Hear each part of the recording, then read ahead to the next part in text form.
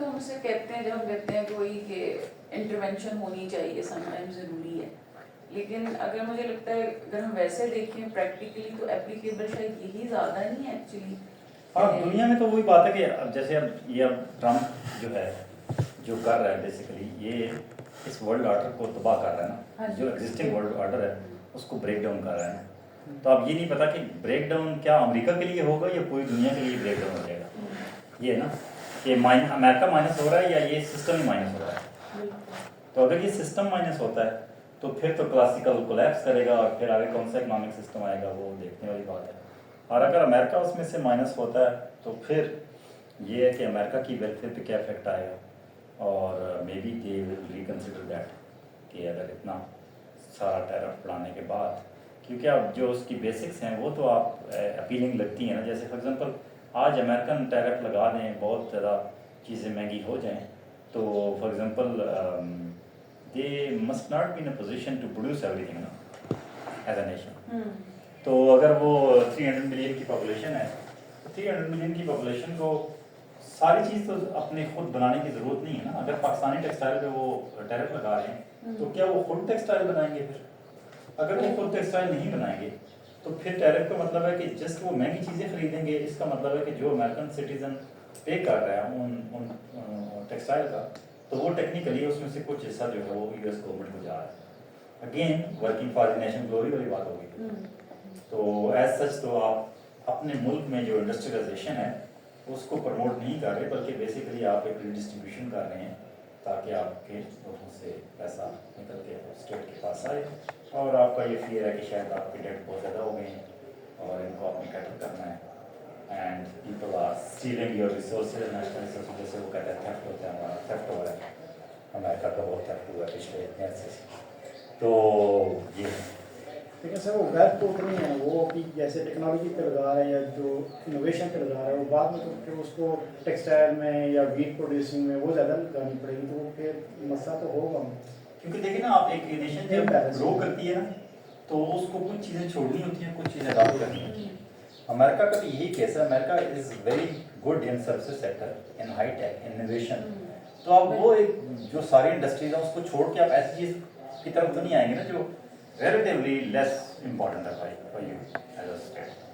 Sir वो जो specialisation वाली बात है कि अब लेबर कॉस्ट जैसे बहुत सारी अब इंडस्ट्रीज वही वाली बात है कि कौन क्या, अगर वहाँ की भी कंपनीज हैं जाके वो प्रोडक्शन चाइना इंडिया जहाँ उन्हें लेबर सस्ती, तो अगर अपने मुल्क में करेंगे तो वो तो उनकी प्रोडक्शन भी महंगी होगी, बहुत ज़्यादा महंगी होगी। हाँ।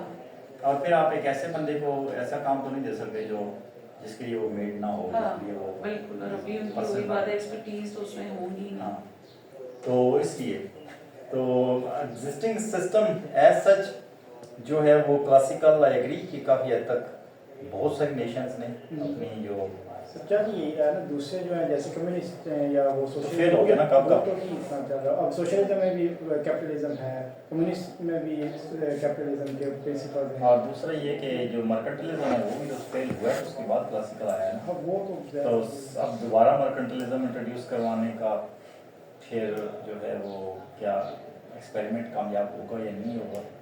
सर उसमें अमेरिका क्या सोच के ये कर रहे हैं कि कौन से एक्सपर्ट्स हैं जिन्होंने ये सोचा कि जाहिर है पीछे कोई ना कोई तो उनका स्कूल ऑफ थॉट है। ट्रम्प इज नॉट अलोन, क्योंकि Trump has been voted by millions of people ना। और उनके पीछे ज़रा उसकी पार्टी का जो एजेंडा बना है जिसको वो इम्प्लीमेंट कर रहा है बेसिकली, वो एजेंडा भी तो कुछ समझदार लोगों ने बनाया होगा। तो या वाकई वो अगर इस तरह अकेला कर रहा है तो इसका मतलब है कि अमेरिका का प्रेसिडेंट कोई ऐसा भी बन सकता है जो किसी वक्त दुनिया को तबाह कर दे, क्योंकि उनके पास तो ये टेक्नोलॉजी है ना कि वो तो ऑल द मोर पावर्स हैं उनके पास। तो बड़ा मतलब उनकी तो सारी टेक्नोलॉजी वैसे होगा तो सर कैलकुलेटेड रेट की ये भी इतना बड़ा में नहीं है, अदरवाइज तो मुश्किल है। और मतलब देखते हैं आगे इसमें यही है ना कि मैं तो अगर तो बाकी नेशंस नहीं रिएक्ट करती उनकी कैलकुलेशन तो ये होगी कि बहुत सारे नेशंस नहीं रिएक्ट करेंगी। जब हम एक सुपर पावर का एक होता है ना कि हमारा एक सॉफ्ट इन्फ्लुएंस इतना ज़्यादा है कि वो बाकी नेशंस उस तरह से रिएक्ट नहीं करेंगे। फॉर एग्जांपल पाकिस्तान है, अगर हम पे उन्होंने 29% टैरिफ लगाया है तो हम ऑब्जर्व भी करेंगे, हम उनको ऊपर तो 29% नहीं लगाएंगे। उनके पास बहुत सारे मीन्स हैं टू सप्रेस अस। तो इन IMF है, बाकी वर्ल्ड बैंक है, बाकी चीज़ें हैं। तो हमारी जैसे बहुत सारी नेशंस है, लेकिन कुछ नेशंस ऐसी हैं जो रिएक्ट करेंगी, जैसे चाइना ने किया है। तो अब यूरोप भी सोच रहा है कि हमें क्या करना चाहिए, नहीं करना चाहिए। कनाडा ने कर दी है। तो इस तरह से अगर देखा जाए तो बहुत सारी जगहों पे तो विन भी नहीं है उनके लिए, और बहुत सारी जगहों पे जहाँ से रिएक्शन आएगा फिर उसका वो स्ट्रेटजी डिज़ाइन करेंगे। तो ये रिस्क है बेसिकली। बाकी से इस सिस्टम में एक चीज़ है कि मतलब इसमें जो जिसके पास वेल्थ ज़्यादा है वो एक्सप्लॉइट कर देते हैं, तो उस पर कोई इंटरवेंशन हो ना गवर्नमेंट साइड पे या इंटरनेशनल लेवल पे कि एक लेवल तक वो इनकम जनरेट कर सके, उसके बाद वो उसको वेल्थ इसको जो प्रैक्टिकल इंप्लीकेशन है, जो वेस्टर्न यूरोप अगर आप देखें ना, तो वो एक इसकी जो ट्रू स्पिरिट है उस हिसाब से इम्प्लीमेंट नहीं हुआ वेस्टर्न यूरोप में। अमेरिका में हुआ था, अभी हुआ, लेकिन जो वेस्टर्न यूरोप है वहाँ पे अगर आप एक हद से ज़्यादा जब आप कमाते हैं तो आपका टैक्स रेट जो है वो 80% तक चला जाता उसके रेडियंस कंट्री जो है जैसे है, और वो 80% टैक्स फिर आप रिडिस्ट्रीब्यूट करते हैं। वो लेकिन एक अच्छा सा है। हाँ, वो इसका सोल्यूशन है। लेकिन वहाँ भी ऑब्वियसली आप अगर आप इन्वेस्टर हैं, आप बिलियनियर हैं, तो आप स्टेट आपसे कहती है 80% टैक्स, तो आप अपनी इन्वेस्टमेंट उठा के किसी और मुल्क में ले जाएं, तो अनएम्प्लॉयमेंट तो फिर उधर किधर ही रहेगी। वो इंटरनेशनल लेवल पे कुछ होगा तब भी, अदरवाइज तो वो एक जगह से निकल दूसरे में चले हाँ, क्योंकि इन्वेस्टर के पास तो है ना ये उसके फैसिलिटी, पास तो अपनी मशीनरी अपनी इन्वेस्टमेंट को शिफ्ट करके दूसरा कंट्री उसको ज़्यादा हो सकता है फेवर दे, उसको टैरिफ में या टैक्स में हाँ। उसको छूट देगा। टैक्स हेवंस है बहुत सारी इधर ले जाएंगे। सर जिस तरह ये कह रहे हैं इंटरवेंशन को कंट्रोल करने के लिए, सर इस तरह जो थर्ड वर्ल्ड कंट्रीज़ हैं उनकी जो थेफ्ट हो रही होती है सर, उसके लिए भी कंट्रोल करने के लिए किसी एक बॉडी होनी चाहिए। वो कौन बनाएगा? वो कौन बनाएगा सर? उसमें किसी का इंटरेस्ट ही नहीं है। क्यों बनाएंगे? हाँ। फर्स्ट ऑफ ऑल ना, आपका अगर पैसा स्विट्जरलैंड Yes, इंग्लैंड जा रहा है Yes, तो sir. They will be very happy, Dubai जा रहा है आपका पैसा, Yes. हर तरफ जा रहा तो है। सर वो इसकी बड़े भी खुश होंगे। एक और इधर लोकली इसलिए नहीं बन सकती क्योंकि आपके पास तो पावर ही नहीं है। जिनके पास पावर है वही तो ग्रैब कर रहे हैं, तो वो अपने गले में तो फंदा नहीं डालेंगे ना। तो इसलिए ये भी एक बड़ा, इसे हम कहते हैं कोऑर्डिनेशन फेलियर इकोनॉमिक्स में, कि आप यानी मिलियंस ऑफ पीपल को ये पता है कि ये चीज़ गलत हो रही है और हम भी उससे इफेक्ट हो रहे हैं, लेकिन they don't have ability to coordinate with each other.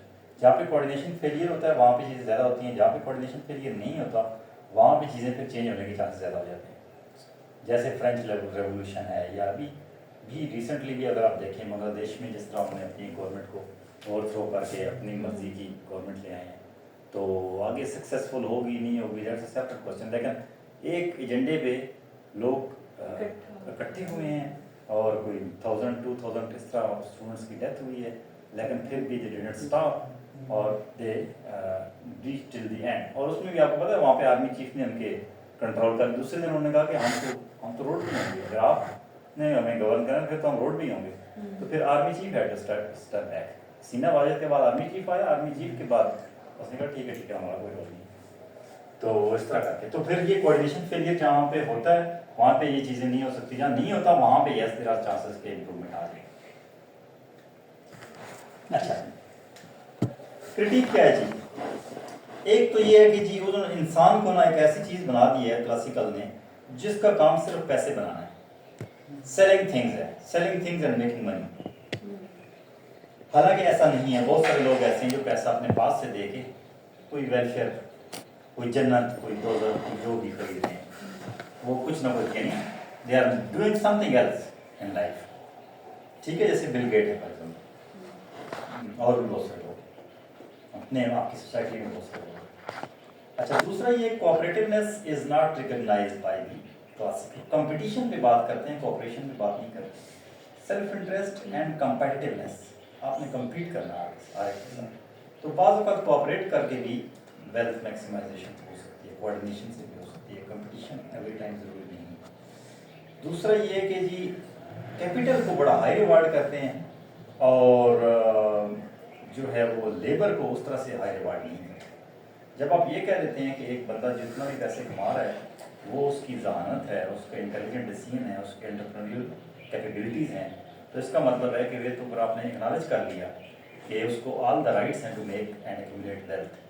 तो फिर अगर वो लेबर को एक्सप्लॉइट भी करेगा तो आप कहेंगे ठीक है भाई, लेबर ज़ाया मार्केट फोर्सेज ही डिटर्मिन कर रही हैं कि 1000 रुपये वेज होनी चाहिए, तो फिर हम क्या कर सकते हैं? सारी होगी, 2000 कम नहीं करा सकते। फिर मिनिमम वेज लॉज हैं, ये इसलिए बनाए गए हैं कि अदरवाइज तो एंटरप्रेन्योर जो है ना, उनकी इतनी कैपेसिटी बढ़ती जाएगी और वो एक्सप्लॉइट करते जाएंगे, वेजेस कम होती जाएगी। और वेजेस कम होने का मतलब ये कि आप सोसाइटी के लेवल पे देखें तो अगर आप वेज, क्योंकि लेबर ज़्यादा है ना, सबसे ज़्यादा लेबर है किसी भी सोसाइटी में, लेबर के पास पैसे ही नहीं होंगे तो बाय कैसे करेगा चीज़। जब वो बाय नहीं करेगा तो crisis is eminent, whatever you are produce is not sold. तो जब चीज़ आप प्रोड्यूस कर रहे हैं सोल्ड नहीं हो रही तो वो तो फिर आप क्राइसिस को इन्वाइट कर रहे हैं बेसिकली। तो इसलिए क्लास बेस्ड सिस्टम में ना उसने यानी क्लास बेस्ड सिस्टम को प्रमोट किया और उसको ऑल द मोर पावरफुल बना दिया क्लासिकल इकोनॉमिक्स में। Empirical validity of classical theory is questionable. जो कंपैरेटिव एडवांटेज का जो मॉडल है कि ये एक नेशन ये करे और वो करे तो दोनों मैक्सिमम, हालांकि हम देख रहे हैं कि डेवलपिंग कंट्रीज जो हैं वो जितनी भी ट्रेड कर रहे हैं वो अमीर नहीं हो रहे, अमीर वही हो रहे हैं जो पहले से थे। तो इसका मतलब उन्होंने टर्म्स ऑफ ट्रेड होता है export divide by import. Terms of trade जो है ना, अगर आपकी एक्सपोर्ट ज़्यादा है इंपोर्ट कम है तो टर्म्स ऑफ ट्रेड आपके लिए फेवरेबल है, अगर नहीं है तो अनफेवरेबल है। तो टर्म्स ऑफ ट्रेड को उन्होंने अपने लिए फेवरेबल बनाया हुआ है। तो आप जितनी भी ट्रेड कर रहे हैं आपको उससे कोई फ़ायदा नहीं हो रहा, आपकी ग्रोथ में कोई इतना कंट्रीब्यूट नहीं कर रहे। ये कह रहे हैं ना पुर्तगाल ये प्रोड्यूस करे और रिकार्डो, तो प्रैक्टिकली किसी और जगह मैंने पढ़ा है कि पुर्तगाल ने, या इसी शायद बुक में पढ़ा है कि पुर्तगाल और उसने कहा है कि पुर्तगाल और यूके दोनों विन विन हैं, लेकिन प्रैक्टिकली उस वक्त क्या हो रहा था कि इसी ट्रेड को फॉलो, थ्योरी को फॉलो करते हुए पुर्तगाल और यूके ट्रेड कर रहे थे और gold was coming from Mexico to Portugal and shifted to the UK just because of the trade imbalance. UK से पुर्तगाल चीज़ें ले रहा था और पुर्तगाल के लिए एक्सपोर्ट इतनी ज़्यादा नहीं थी जैसे हमारी एक्सपोर्ट नहीं, इंपोर्ट बहुत ज़्यादा है।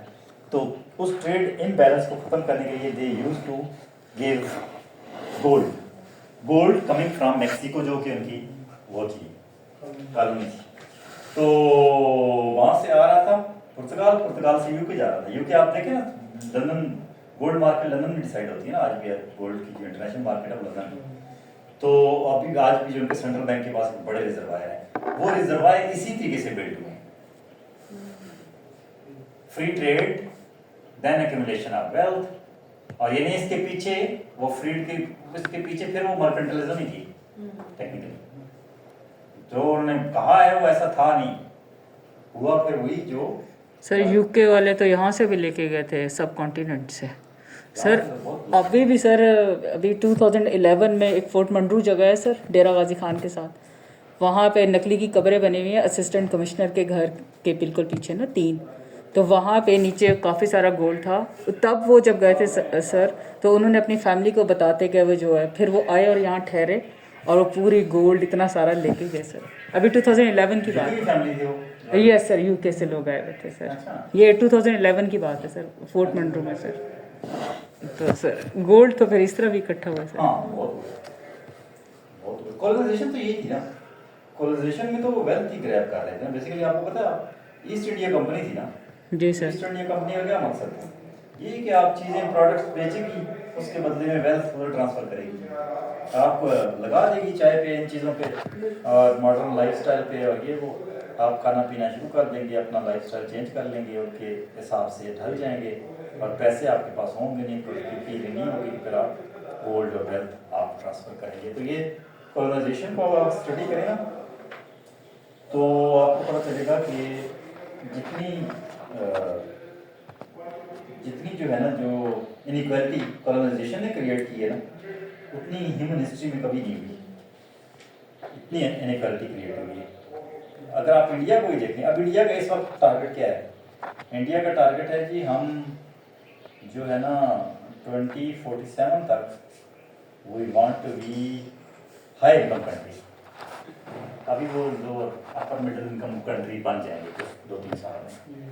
तो वो कहते हैं कि हम कॉलोनाइजेशन के बाद जब 100 साल पूरे होंगे तो हमारा ये टारगेट है कि हम दोबारा हाई इनकम कंट्री के ग्रुप को ज्वाइन कर लें, because India used to be a high income country before colonization. तो जो कॉलोनाइजेशन के बाद ये सारा हमें टीका लगा है उसको हमने रिवर्ट किया, 100 साल लगे हमें। तो अब 100 साल बाद हमारा टारगेट है कि अगर हम 2047 में अगर हम दोबारा हाई इनकम कंट्री बन जाएँ तो फिर हमारी जो है ना इंडिपेंडेंस इज वर्थ इट। तो इसका मतलब है कि दिस नेशन, चले हम तो डिट्रैक हो गए, लेकिन इस रीजन में इतनी कैपेसिटी थी कि इतनी ज़्यादा वेल्थ ग्रैब होने के बाद भी ये कंट्री 100 साल के अंदर दोबारा हाई इनकम ग्रुप में अगर ज्वाइन कर लेता है, दैट्स अ बिग थिंग ना। तो India used to be the richest country, India से बड़ा सारे बांग्लादेश सब continent was as powerful as US आज तो वीक हो गया ना, चाइना थोड़ा ऊपर आ गया, लेकिन 20-30 साल पहले US was 25% of the global GDP उस वक्त यूएस के पास थी। उस जमाने में जब मुगल एम्पायर थी उनके पास 25% ऑफ द ग्लोबल जीडीपी थी मुगल एम्पायर के पास। तो यूएस इस तरह ज़रा रिच था उस वक्त सब कॉन्टिनेंट।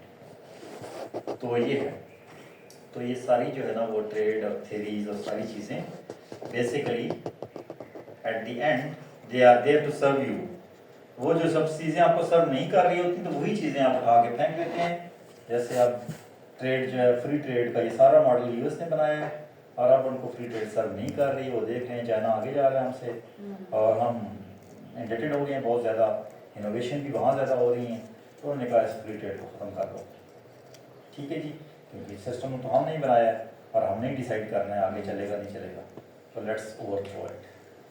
सो ये है। अच्छा जी, क्रिटिक ऑन क्लासिकल इकोनॉमिक्स, ये मेरे ख्याल न्यू क्लासिकल अगले में डिस्कस कर लेंगे ना, या कर लें? ये क्लासिकल की क्या है, क्रिटिक है।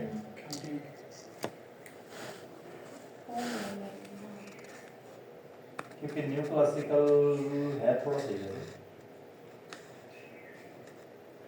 चलिए इसको अगले में कर लेंगे, न्यू क्लासिकल को कर लेंगे और साथ जो है हम अगला कुछ डिस्कस कर लेंगे। सॉरी ये मैं आपसे शेयर कर दूँगा। Thank you sir. कर रही है तो सेव करिएगा और उसके बाद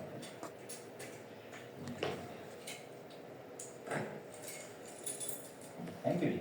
थैंक यू सर।